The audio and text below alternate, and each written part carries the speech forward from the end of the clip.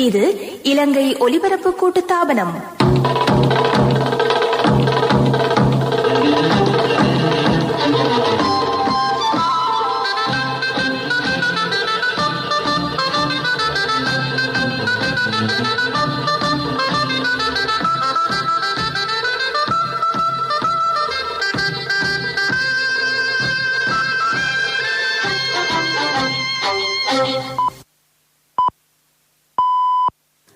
நேரம் 6 மணி. இலங்கை ஒலிபரப்பு கூட்டுத்தாபனம் செய்திகள். செய்தி ஆசிரியர் சதீஷ் கிருஷ்ணபிள்ளை. வாசிப்பவர் நாகபூஷணி. கோவிட்-19 இரண்டாவது அலையை கட்டுப்படுத்த அரசாங்கம் கூடுதல் கவனம் செலுத்தியதாக ஜனாதிபதி வலியுறுத்தியுள்ளார். வங்காள விரிகுடாவில் உருவான தாளமுக்கம் புயலாக மாறி நாளை கிழக்கில் தரைதட்டலாம் என வளிமண்டலவியல் திணைக்களம் எச்சரிக்கை. சீரற்ற காலநிலையால் கிழக்கில் உள்ள அனைத்து பாடசாலைகளையும் நாளை தொடக்கம் 3 நாட்களுக்கு மூடுவதென ஆளுநர் தீர்மானம். ஜனவரி மாதம் நடைபெறவிருந்த GCE சாதாரண தர பரீட்சை ஒத்திவைப்பு. கோவிட் தொற்றி இறந்தவர்களின் சடலங்களை எரிப்பதை தடை செய்ய கோரும் 11 மனுக்களும் உயர்நீதிமன்றத்தினால் தள்ளுபடி. ரத்மலானை விமான நிலையத்தை 5 துறைகளூடாக அபிவிருத்தி செய்யும் திட்டம். உலகச் செய்தியில் கோவிட்-19 நெருக்கடியால் மனிதாபிமான உதவிகள் தேவைப்படுவோரின் எண்ணிக்கை பெருமளவில் அதிகரிப்பு. கோவிட்-19 இரண்டாவது அலையை கட்டுப்படுத்துவதற்கு கடந்த 6 வார காலமும் அரசாங்கம் கடும் பிரயத்தனங்களை மேற்கொண்டதாக ஜனாதிபதி கோட்டாபய ராஜபக்ஷ தெரிவித்துள்ளார். இந்த பெருந்தொற்றின் ஆரம்ப காலத்தை விடவும் இன்று நோய் பற்றிய விழிப்புணர்வு அதிகமாகும். இதன் மூலம் வைரஸை கட்டுப்படுத்தி தொடர்ச்சியாக பொருளாதார முன்னேற்றத்தை உத்தரவாதப்படுத்த வழிபிறப்பதாக ஜனாதிபதி கூறினார். இவ்வாண்டிற்குரிய இலங்கை பொருளாதார உச்சி மாநாட்டில் கலந்து கொண்டு அவர் கருத்து வெளியிட்டார். நியூ நார்மல் எனப்படும் புதிய வழமை மூலம் சாதகமான பெறுபேறுகள் கிடைத்துள்ளன. பணியாளர்கள் வீடுகளில் இருந்து கடமைகளை நிறைவேற்றுவது அதில் ஒன்றாகும். இந்த போக்குகளை பெருந்தொற்றின் பின்னரான சூழ்நிலைகளில் பொருளாதார நடவடிக்கைகளில் உள்வாங்கிக் கொள்ளலாம். அரசு நிறுவனங்களில் ஓரளவு பின்னடைவு தென்பட்டாலும் அந்த நிலைமை மாற்றப்படும். அதற்கு முன்னுரிமை அளிக்கப்படும் என ஜனாதிபதி குறிப்பிட்டார். இலங்கை டிஜிட்டல் மய தேசமாக்கும் முயற்சிக்காக பிரத்யேக அமைச்சை ஸ்தாபித்து இந்த விடயதானத்தை தமது கண்காணிப்பில் கொண்டு வந்த விதத்தையும் ஜனாதிபதி விவரித்தார். இலங்கை கடன் தவணைகளை உரிய நேரத்திலும் முழுமையாகவும் செலுத்தி வருகிறது. அவை தொடர்ந்தும் செலுத்தப்படும். முதலீட்டாளர்களின் பிரச்சினைகள் மீது கவனம் குவிக்கப்படுகிறது. சுற்றுலாத்துறை மீளவும் கட்டியெழுப்பப்படும். இவ்வாண்டு ஏற்றுமதி வருமானம் சாதகமான மட்டத்தில் இருப்பது மகிழ்ச்சிக்குரிய விடயம். மக்களது அபிலாஷைகளை சிறப்பாக நிறைவேற்றும் வகையில் தனியார் துறையின் ஆற்றல்களை மேம்படுத்த அரசாங்கம் பாடுபடுகிறது. அதற்கு ஏதுவான பின்புலம் வரவு செலவு திட்டத்தின் மூலம் உருவாக்கப்பட்டுள்ளது. அடுத்த 5 ஆண்டு காலத்திற்கு விவசாய, மீன்பிடி, பண்ணை உற்பத்திகளுக்கு வருமான வரியிலிருந்து விலக்களிக்கப்பட்டுள்ளது. சமகாலத்தில் தொலைக்கல்வியிலும் புதிய வாய்ப்புகள் உருவாகி வருகின்றன என்று ஜனாதிபதி மேலும் தெரிவித்தார். வங்காள விரிகுடாவில் உருவான தாளமுக்கம் புயலாக மாறி நாளை மாலை கிழக்கு கரையில் தரைதட்டலாம் என வளிமண்டலவியல் திணைக்களம் எச்சரித்துள்ளது. இந்த புயல் நாளை மாலை 5 மணிக்கு பின்னர் முல்லைத்தீவுக்கும் மட்டக்களப்புக்கும் இடைப்பட்ட பகுதியில் தரைதட்டக்கூடிய சாத்தியம் உள்ளதாக திணைக்களம் கூறியுள்ளது. இதுபற்றி திணைக்களம் சிவப்பு எச்சரிக்கை அறிவித்தலை விடுத்துள்ளது. இந்த காலநிலையின் விளைவாக நாட்டை சூழவுள்ள கடல் கொந்தளிப்பானதாக மாறலாம். சில மாகாணங்களில் கடும் காற்று வீசக்கூடும் என எச்சரிக்கப்பட்டுள்ளது. மீனவர்களும் கடற்போக்குவரத்தில் ஈடுபடுவோரும் மறு அறிவித்தல் வரை கடலுக்கு செல்லக்கூடாது என்று எச்சரிக்கப்பட்டுள்ளது. இதுபற்றிய மேலதிக தகவல்களை தொடர்ந்து வரும் எமது காலநிலை செய்திகளில் கேட்கலாம். இந்த புயல் பாதிப்புகளை ஏற்படுத்தும் பட்சத்தில் அதனை சமாளிக்க ஏற்பாடுகள் மேற்கொள்ளப்பட்டுள்ளதாக மட்டக்களப்பு மாவட்ட செயலாளர் கே. கருணாகரன் தெரிவித்தார். இதற்கான ஆயத்தங்களை ஆராயும் விசேட கூட்டம் இன்று மட்டக்களப்பு மாவட்ட செயலகத்தில் இடம்பெற்றது. இதில் இடர்காப்பு முகாமைத்துவ நிலைய அதிகாரிகள், போலீசார் உள்ளிட்ட பல தரப்பினரும் கலந்து கொண்டார்கள். நாளை முற்பகல் 14 பிரதேச செயலாளர்கள் கலந்து கொள்ளும் கூட்டம் இடம்பெறவுள்ளது. இதில் உரிய தீர்மானங்கள் எட்டப்படும். இயற்கை அனர்த்தத்தை எதிர்கொள்வதற்கு வைத்தியசாலைகள் தயார் நிலையில் வைக்கப்பட்டுள்ளன. எரிபொருளுக்கு தட்டுப்பாடு ஏற்பட மாட்டாதென மட்டக்களப்பு மாவட்ட செயலாளர் மேலும் தெரிவித்தார். கிழக்கு மாகாணத்தின் சகல பாடசாலைகளும் நாளை முதல் எதிர்வரும் வெள்ளிக்கிழமை வரை மூடப்பட உள்ளன. சீரற்ற காலநிலையை கருத்தில் கொண்டு பாடசாலைகளை மூடுவதென தீர்மானித்ததாக கிழக்கு ஆளுநர் அலுவலகம் அறிவித்துள்ளது. GCE சாதாரண தர பரீட்சையை எதிர்வரும் ஜனவரி மாதம் நடத்துவதில்லை என தீர்மானித்துள்ளதாக கல்வி அமைச்சர் பேராசிரியர் GL பீரிஸ் தெரிவித்துள்ளார். இந்த பரீட்சை நடத்தப்படும் தினத்திற்கு 6 வாரங்களுக்கு முன்னதாக பரீட்சார்த்திகளுக்கு அறிவிக்கப் போவதாக அமைச்சர் குறிப்பிட்டார். அவர் இன்று பாராளுமன்றத்தில் இடம்பெற்ற வரவு செலவு திட்ட குழுநிலை விவாதத்தில் உரையாற்றினார். பாடசாலைகளில் மாணவர் வரவு 50% இருந்தது. COVID-19 தொற்றால் ஆபத்து நிலவும் பகுதிகளில் பாடசாலைகள் திறக்கப்படவில்லை. பாடசாலை அதிபர்மார் மற்றும் பாடசாலை குழுக்கள் மேற்கொண்ட தீர்மானங்களின் அடிப்படையில் ஏனைய பகுதிகளில் பாடசாலைகள் திறக்கப்பட்டன. இத்தகைய பின்புலத்தில் கல்வி பொதுத்தராதர சாதாரண தர பரீட்சையை நடத்துவது அநீதி இழைப்பதாக அமையும் என கல்வி அமைச்சர் தெரிவித்தார். விவாதத்தில் இணைந்து கொண்ட ராஜாங்க அமைச்சர் டாக்டர் சீதா அரம்பே போல உயர்கல்வியை இழக்கும் மாணவர்களை தொழிற்கல்வியில் ஊக்குவிக்கும் யோசனைகள் வரவு செலவு திட்டத்தில் உள்ளதாக தெரிவித்தார். விரைவில் உயிரியல் நானோ தொழில்நுட்ப பூங்காக்களை ஆரம்பிக்கப் போவதாகவும் அவர் கூறினார். பாராளுமன்ற உறுப்பினர் அகில இல்லாவல விளையாட்டுத்துறை கல்லூரிகளை ஆரம்பிக்கும் வேலை திட்டத்தை வரவேற்று பேசினார். இலங்கையை டிஜிட்டல் தேசமாக மாற்ற நடவடிக்கை எடுக்கப்பட்டுள்ளது. இந்த நடவடிக்கை ரத்தினபுரி மாவட்டத்தில் ஆரம்பமாகும் என அவர் கூறினார். நீங்கள் கேட்டுக்கொண்டிருப்பது இலங்கை ஒலிபரப்பு கூட்டுத்தாபனத்தின் செய்திகள். தேசத்தின் முடிவுற்ற பயணத்திற்கு வலு சேர்க்கும் அவளுக்கான பாதுகாப்பு ஸ்ரீலங்கா இன்சூரன்ஸ் மோட்டார் பிளஸ் பெண்களுக்கு மட்டும்.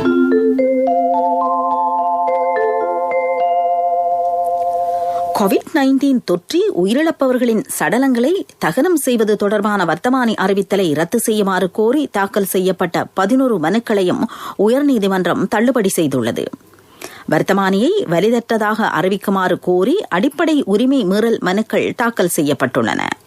இந்த மனுக்களை பிரதம நீதியரசர் ஜயந்த ஜாய்சூரிய, நீதியரசர்கள் முர்து பெர்னாண்டோ, பிரீத்தி பத்மன் சூரசேன ஆகியோர் அடங்கிய குழாம் நேற்றும் இன்றும் பரிசீலனைக்கு எடுத்துக் கொண்டது. COVID-19 தொற்றால் உயிரிழந்த முஸ்லிம்களின் ஜனாசாக்களை எரித்தல் தமது கலாச்சாரத்திற்கு முரணானது.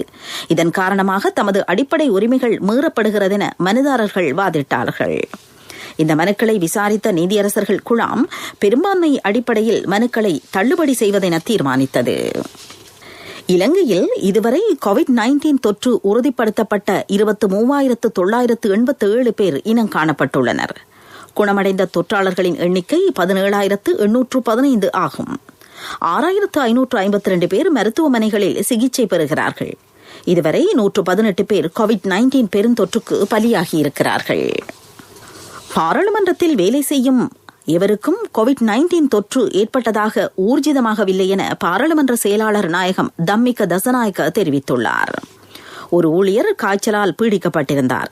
அவர் சமீபத்தில் வைத்தியசாலையில் அனுமதிக்கப்பட்ட போது துரித நுண்ணுயிர் பரிசோதனை மேற்கொள்ளப்பட்டது. அவருக்கு COVID-19 தொற்று இல்லை என்பது கண்டறியப்பட்டதாகவும் குறித்த ஊழியர் வீட்டில் 14 நாட்கள் தனிமைப்படுத்தி வைக்கப்பட்டுள்ளதாகவும் செயலாளர் நாயகம் அறிக்கை விடுத்துள்ளார். தகுந்த சுகாதார பாதுகாப்பு ஏற்பாடுகளுடன் பாராளுமன்ற செயற்பாடுகள் தடையின்றி நடைபெறுவதாகவும் அவர் கூறியுள்ளார். அரசியல்வாதிகள் சுற்றுச்சூழலை நாசமாக்குவதாக ஒரு சிலர் போலி குற்றச்சாட்டுகளை முன்வைப்பதாக பாராளுமன்ற உறுப்பினர் WD வீரசிங்க தெரிவித்துள்ளார். இத்தகைய குற்றச்சாட்டுகளை முன்வைப்பவர்களின் நோக்கம் அரசாங்கத்தின் நற்பெயருக்கு களங்கத்தை ஏற்படுத்துவதுதான் என திரு வீரசிங்க தெரிவித்தார். ஸ்ரீலங்கா பொதுஜன பெரமுன கட்சி தலைமையகத்தில் இன்று இடம்பெற்ற செய்தியாளர் மாநாட்டில் அவர் உரையாற்றினார். காலை வேளையிலேயே என்னுடைய முன்னேற்றத்துக்காக நான் வாகனம் செலுத்தல, முழு தேசத்தையும் முன்னோக்கிட்டு செல்ற ஒரு பயணம் இது. பெண்களுக்காக பிரத்யேக மோட்டார் வாகன காப்புறுதி ஸ்ரீலங்கா இன்சூரன்ஸ் மோட்டார் பிளஸ் பெண்களுக்கு மட்டும். விபத்தின் போது கால் அண்ட் மூவ் வசதி, 24 மணித்தியாலமும் அனர்த்த நிவாரண சேவை, ஒரு இடத்தில் இடம்பெறும் விபத்தின் போது தங்கப்பட செலவினத்தை செலுத்துதல், தொழில் புரியும் 3 மணித்தியாலங்களுக்குள் 75,000 ரூபாய் வரை இழப்பு. தேசத்தின் முடிவுற்ற பயணத்திற்கு வலு சேர்க்கும் அவளுக்கான பாதுகாப்பு ஸ்ரீலங்கா இன்சூரன்ஸ் மோட்டார் பிளஸ் பெண்களுக்கு மட்டும். இது ஸ்ரீலங்கா இன்சூரன்ஸ் தானே.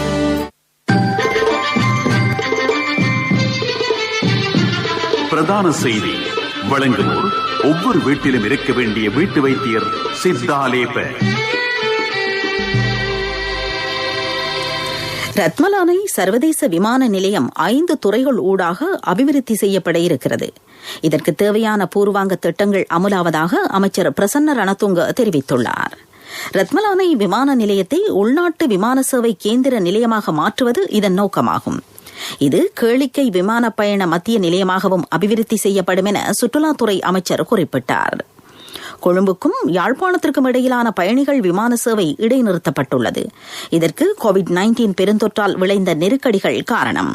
இந்த சேவையை மீண்டும் ஆரம்பித்து சுகாதார ஏற்பாடுகளுக்கு அமைய நடத்த உள்ளதாக அமைச்சர் குறிப்பிட்டார். ஆக கூடுதலான வருமானம் ஈட்டுவோரை இலக்காக வைத்து இலங்கையில் தனிப்பட்ட விமான சேவைகளை நடத்துவது பற்றியும் பரிசீலிக்கப்படுவதாக அவர் கூறினார்.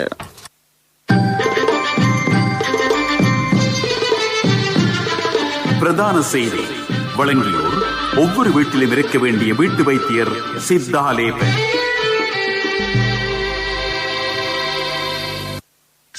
உங்கள் கவனத்திற்கு கல்முனையில் மனித மலக்கழிவுகள் மக்கள் பயன்படுத்தும் கிட்டங்கி ஆற்றில் கொட்டப்படுவதாக கூறப்படும் குற்றச்சாட்டு பற்றி எமது செய்தியாளர் தகவல் அறிவித்துள்ளார். கல்முனை மாநகர சபையின் அங்கத்தவர் சந்திரசேகரம் ராஜன் குற்றச்சாட்டை முன்வைத்துள்ளார்.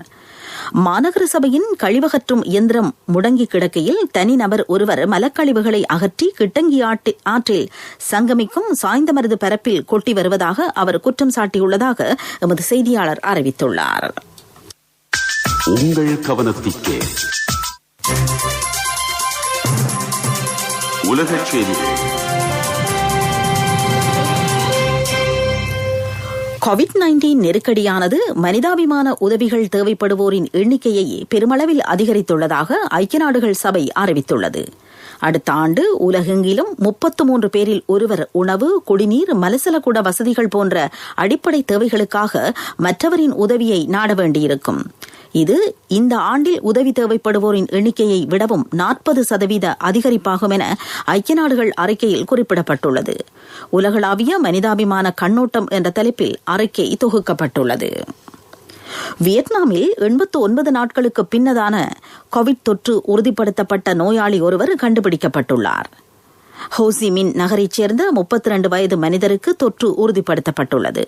இவர் ஜப்பானிலிருந்து திரும்பி தனிமைப்படுத்தலில் உள்ள விமான சிப்பந்தி ஒருவரை சந்தித்ததாக தெரிகிறது. இந்த சிப்பந்திக்கு கடந்த சனிக்கிழமை கோவிட்-19 தொற்று உறுதிப்படுத்தப்பட்டிருந்தது. வியட்நாமில் சுமார் 3 மாதங்களுக்கு முன்னர் 1347 பேருக்கு தொற்று ஏற்பட்டு 35 பேர் உயிரிழந்தார்கள். இந்தியாவின் உத்தரகண்ட் மாநிலத்தில் கூடுதலான வாகனங்கள் விரைந்தோடும் நெடுஞ்சாலைக்கு மேலாக வித்தியாசமானதொரு பாலம் அமைக்கப்பட்டுள்ளது. அடர்ந்த வனாந்தர பிரதேசம் ஒன்றில் நிர்மாணிக்கப்பட்ட பாலம் வன விலங்குகள் நெடுஞ்சாலையை கடப்பதற்காக அமைக்கப்பட்டதாகும். இதற்கு எக்கோ பிரிட்ஜ், அதாவது சூழலியல் பாலம் என்று பெயர் சூட்டப்பட்டுள்ளது. குறித்த நெடுஞ்சாலை புகழ்பெற்ற சுற்றுலா தளம் ஒன்றை நோக்கி நீள்வதாகும். இந்த நெடுஞ்சாலையை கடக்கும் முயற்சியில் பெருமளவு வன விலங்குகள் பலியானதைத் தொடர்ந்து புதிய இயற்கை பாலம் அமைக்கப்படுகிறது. அபிவிருத்தி செய்திகள். களுத்துறையில் புதிய நீதிமன்ற கட்டட தொகுதி நிர்மாணிக்கப்பட உள்ளது. தற்போதைய தொகுதி தொல்பொருள் முக்கியத்துவம் வாய்ந்த காணியிலும் கட்டடத்திலுமே இயங்கி வருகிறது. இதனை கருத்தில் கொண்டு நீதியமைச்சு புதிய நீதிமன்ற தொகுதியை அமைப்பதற்கு 1 ஹெக்டேயர் காணியை தெரிவு செய்துள்ளது. இங்கு புதிய நீதிமன்ற தொகுதியை அமைக்கும் ஒப்பந்தத்தை மத்திய பொறியியல் ஆலோசனை பணியகத்திடம் ஒப்படைப்பது பற்றி நீதியமைச்சர் அமைச்சரவை பத்திரத்தை தாக்கல் செய்திருந்தார். அதற்கு அங்கீகாரம் கிடைத்துள்ளது. விளையாட்டுச் செய்திகள். LPL 2020 கிரிக்கெட் போட்டித் தொடரின் உத்தியோகபூர்வ ஒலிபரப்பாளர் இலங்கை ஒலிபரப்பு கூட்டுத்தாபனம். லங்கா பிரீமியர் லீக் சுற்றுத்தொடர் பற்றிய விவரங்கள். இந்த சுற்றுத்தொடரில் இதுவரை நடந்து முடிந்த போட்டிகளின் அடிப்படையில் ஜஃப்னா ஸ்டாலியன்ஸ், கொலம்போ கிங்ஸ் ஆகிய அணிகள் முதலிரு இடங்களை பிடித்துள்ளன. இரு அணிகளும் 2 போட்டிகளில் விளையாடி 2லும் வெற்றி பெற்றிருந்தாலும் ஓட்ட சராசரியின் அடிப்படையில் யாழ் அணி முன்னணியில் திகழ்கிறது. சுற்றுத்தொடரின் 7வது போட்டி ஹம்பாந்தோட்ட மஹிந்த ராஜபக்ஷ சர்வதேச மைதானத்தில் தற்போது நடைபெறுகிறது. இதில் கொலம்போ கிங்ஸ், தாம்புல்லா வைக்கிங்ஸ் ஆகிய அணிகள் மோதுகின்றன. முதலில் துடுப்படுத்தாடிய தாம்புல்லா அணி 20 ஓவர்களில் 9 விக்கெட் இழப்பிற்கு 175 ஓட்டங்களை எடுத்திருந்தது. தற்போது கொழும்பு அணி துடுப்படுத்தாடுகிறது. LPL சுற்றுத்தொடரின் 8வது போட்டி இதே மைதானத்தில் இன்றிரவு 8 மணிக்கு ஆரம்பமாகும். இதில் ஜஃப்னா ஸ்டாலியன்ஸ், கேண்டி டஸ்கஸ் ஆகிய அணிகள் விளையாட உள்ளன. விளையாட்டுச் செய்திகள். 24 மணித்தியாலத்துல யாராலையும் ஒரு வீட்டை கட்ட முடியாது. ஆனா 24 மணித்தியாலத்துல வீட்டு கடன் ஒண்ணு வழங்க NSBயால மட்டும்தான் முடியும். இன்னைக்கே NSBக்கு போங்க. வினைத்திறனான சேவையுடன் தேர்ந்தெடுக்கப்பட்ட கிளைகளின் ஊடாக 24 மணித்தியாலத்தில் கடன் தொகையினை பெற்றுக் கொள்ளுங்கள். NSB கேதொர உங்கள் சொந்த இல்லத்தின் கனவை நனவாக்கிடும். வர்த்தக செய்தி அனுசரணை. தேசிய சேமிப்பு வங்கி உங்கள் பணத்திற்கு பாதுகாப்பான இடம். இலங்கை பெருந்தோட்ட செய்கையாளர் சங்கத்தில் அங்கம் வகிக்கும் 21 கம்பெனிகளுக்கு சொந்தமான தோட்டங்களில் சிறுவர் அபிவிருத்தி நிலையங்கள் அமைக்கப்பட உள்ளன. இவற்றுடன் சிறுவர் அபிவிருத்தி நிலையங்களின் மொத்த எண்ணிக்கை 258 அதிகரிக்கும் என்று சங்கத்தின் தலைவர் பாத்திய புலுமொல்ல தெரிவித்தார். இந்த நிலையங்களை ஸ்தாபிக்கும் பொறுப்பு பெருந்தோட்ட மனிதவள அபிவிருத்தி நிதியத்திடம் ஒப்படைக்கப்பட இருப்பதாகவும் அவர் கூறினார். வர்த்தக செய்தி அனுசரணை. தேசிய சேமிப்பு வங்கி உங்கள் பணத்திற்கு பாதுகாப்பான இடம். 24 மணித்தியாலத்துல யாராலையும் ஒரு வீட்டை கட்ட முடியாது. ஆனா 24 மணித்தியாலத்துல வீட்டு கடன் ஒண்ணு வழங்க NSBயால மட்டும்தான் முடியும். இன்னைக்கே NSBக்கு போங்க. வினைத்திறனான சேவையுடன் தேர்ந்தெடுக்கப்பட்ட கிளைகளின் ஊடாக 24 மணித்தியாலத்தில் கடன் தொகையினை பெற்றுக் கொள்ளுங்கள். NSB கேதொர உங்கள் சொந்த இல்லத்தின் கனவை நனவாக்கிடும். பொருளாதார செய்திகள் அனுசரணை. அண்ணா 31க்கு நீங்க மகளுக்கு தங்கம் வாங்குவீங்கன்னு நான் எதிர்பார்க்க இல்ல. எந்த தங்கத்துக்கு தங்கம் கொடுக்க முடிஞ்சது எந்த LOLC கிரெடிட் கார்டு இருந்ததால. LOLC ஃபைனான்ஸ் கடன் அட்டை உங்களை மேலும் உயர்த்திட. கொழும்பு பங்கு பரிவர்த்தனை நிலையத்தில் கொடுக்கல் வாங்கல்களை குறிக்கும் சுட்டன்கள் வளர்ச்சி கண்டுள்ளன. நேற்றைய நாள் முடிவில் அனைத்து பங்கு விலைச்சுட்டன் 1% அதிகரிப்பையும் S&P/SL 20.08% அதிகரிப்பையும் பதிவு செய்திருந்தன. விற்பனை புரள்வு 240 கோடி ரூபாவை எட்டியிருந்தது. நவம்பர் மாதத்தில் இரு சுட்டன்களும் 7.5% மேலான அதிகரிப்பை பதிவு செய்திருந்தமை குறிப்பிடத்தக்கது. என் கணவன் எனக்கு தந்த மோதிரம் தான் என் வாழ்க்கை. LOLCக்கும் உங்களோட தங்கம் உயிரை போன்றது. உங்களோட தங்கம் எங்கள்கிட்ட இருக்கிற வரைக்கும் உங்களுக்கு ஆயுள் காப்புறுதி தருவது நாங்க மட்டும்தான். நேரத்துக்கு தவணை செலுத்த முடியாம போனா உங்களோட தங்கத்தை உங்களுக்கு திருப்பி தருவதுதான் எங்கட நோக்கம். உங்களால தவணைய நேரத்துக்கு செலுத்த முடியாம போனா அதற்கு தீர்வும் நாங்க தருவோம். நான் எதிர்பார்த்த தொகையை விட அதிகம் கிடைச்சதும் இல்லாம வேலையும் சுலபமா முடிஞ்சு எனக்கு மதிப்புமிக்க பரிசும் கிடைச்சது. LOLCயிடமிருந்து பெறும் சேவை தங்கத்துக்கு நிகரானது. LOLC ஃபைனான்ஸ் ரன்சவிரண்ய சேவை. காலநிலை அறிக்கை. வங்காள விரிகுடாவின் தென்கிழக்கில் உருவான தாளமுக்கம் பற்றி வளிமண்டலவியல் திணைக்களம் சிவப்பு எச்சரிக்கை அறிவித்தலை விடுத்துள்ளது. இந்த தாளமுக்க மண்டலம் இன்று முற்பகல் 11:30 அளவில் திருகோணமலையிலிருந்து தென்கிழக்கு திசையில் 450 கிலோமீட்டர் தொலைவில் நிலை கொண்டிருந்தது. இம்மண்டலம் அடுத்து வரும் சில மணித்தியாலங்களில் புயலாக மாறக்கூடும். இது மேற்கு திசையில் நகர்ந்து நாளை மாலை 5 மணிக்கு பின்னர் கிழக்கு கரையோரத்தில் மட்டக்களப்புக்கும் முல்லைத்தீவுக்கும் இடையில் தரை தட்டலாம் என எதிர்பார்க்கப்படுகிறது. இந்த தொகுதியின் காரணமாக நாட்டை சூழவுள்ள கடற்பரப்பில் காற்றின் வேகம் மணிக்கு 80 முதல் 100 கிலோமீட்டர் வரை அதிகரித்து கடல் மிகவும் கொந்தளிப்பானதாக மாறலாம். கிழக்கு கரைக்கு அப்பால் உள்ள கடலில் 1 மீட்டர் வரையிலான அலைகள் தோன்றவும் கூடும். நாட்டின் உட்பிரதேசங்களை பொறுத்தவரையில் நாளை வடக்கு, வடமத்திய, கிழக்கு மாகாணங்களில் மணிக்கு 80 முதல் 100 கிலோமீட்டர் வேகத்திலும், வடமேல், மேல், மத்திய மாகாணங்களில் மணிக்கு 60 முதல் 80 கிலோமீட்டர் வேகத்திலும் கடும் காற்று வீசலாம். வடக்கு, வடமத்திய, கிழக்கு, வடமேல் மாகாணங்களின் சில இடங்களில் 150 மில்லிமீட்டரை தாண்டிய மழை வீழ்ச்சி பதிவாகக்கூடும். இன்று தொடக்கம் மறு அறிவித்தல் வரை கடலுக்கு செல்ல வேண்டாம் என மீனவர்கள் மற்றும் கடற்போக்குவரத்தில் ஈடுபடுவோருக்கு எச்சரிக்கை விடுக்கப்பட்டுள்ளது.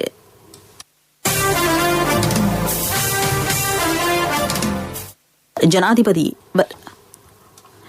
கோவிட்-19 இரண்டாவது அலையை கட்டுப்படுத்த அரசாங்கம் கூடுதல் கவனம் செலுத்தியதாக ஜனாதிபதி வலியுறுத்தியுள்ளார். வங்காள விரிகுடாவில் உருவான தாளமுக்கம் புயலாக மாறி நாளை கிழக்கில் தரை தட்டலாம் என வளிமண்டலவியல் திணைக்களம் எச்சரிக்கை. சீரற்ற காலநிலையால் கிழக்கில் உள்ள அனைத்து பாடசாலைகளையும் நாளை தொடக்கம் 3 நாட்களுக்கு மூடுவதென ஆளுநர் தீர்மானம். ஜனவரி மாதம் நடைபெறவிருந்த GCE சாதாரண தர பரீட்சை ஒத்திவைப்பு. கோவிட் தொற்றி இறந்தவர்களின் சடலங்களை எரிப்பதை தடை செய்ய கோரும் 11 மனுக்களும் உயர்நீதிமன்றத்தினால் தள்ளுபடி. ரத்மலானை விமான நிலையத்தை 5 துறைகளூடாக அபிவிருத்தி செய்யும் திட்டம். COVID-19 நெருக்கடியால் மனிதாபிமான உதவிகள் தேவைப்படுவோரின் எண்ணிக்கை பெருமளவில் அதிகரிப்பு. இத்துடன் செய்திகள் முடிவடைந்தன.